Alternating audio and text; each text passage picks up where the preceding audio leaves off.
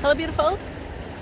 This morning I was sitting at my table and I was admiring the roses in the vase. They're these beautiful cream colored roses. And they have opened so fully. I don't think I've ever actually seen a rose open so completely. And I couldn't help but thinking how beautiful they are as a bud, but even more so when they were open to their fullest. And it got me thinking about our heart and how, as humans, we are at our most beautiful when our hearts are fully open as well. And that's a process. Even with the bud, we don't think of it often because we don't really ponder many experiences that aren't ours personally, but the process from becoming a bud to being a full-blown blossom in bloom takes a lot of energy. It takes a lot of time, and it probably, even because it's a transition, has some level of discomfort with it. That is not unlike the process of opening our hearts. And oftentimes we think, well, our hearts should just be open because that is what we are. We are love, and that should be the way that we show up. Yet from a really small and tender age, we've been conditioned that certain thoughts and certain feelings are not appropriate. And so we go through life learning to deny, ignore, resist those thoughts and those feelings.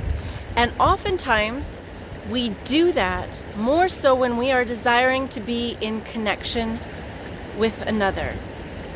And yet, in those moments where we are denying, suppressing, ignoring, even belittling what our personal experience is to connect with another, in that very moment, we lose authenticity with ourselves and the connection to another.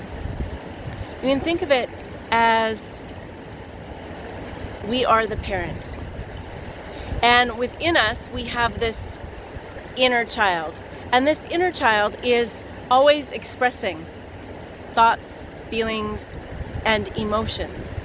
And when we choose to ignore, deny, suppress, belittle, whatever method we choose, those feelings and those thoughts, it's like, and especially when we are doing it to be in connection with another, it's like we, the parent, tell the child, sorry, you're on your own. I'm going to go over here and I'm going to take care of this person or this being.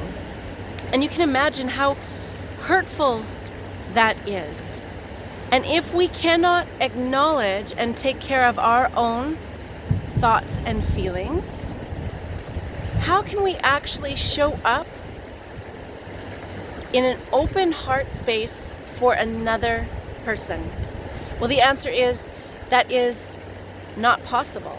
And so the importance of intimately knowing ourselves, understanding our thoughts, our feelings, our inner workings, gives us a solid foundation where we can show up authentically for others. We won't be negatively influenced by their opinions, thoughts, or behaviors, because we have a solid foundation. And I just wanted to share that perspective today because it's something that many of us have been taught from a really young age, that it is important to take care of the needs of others. And in that place, we've often lost connection with our heart center. And unless we are connected to that place, we're not in our power, we're not in our authenticity, and we're not even truly in the moment. I thank you so much for listening to this perspective, and until we speak again, please be well.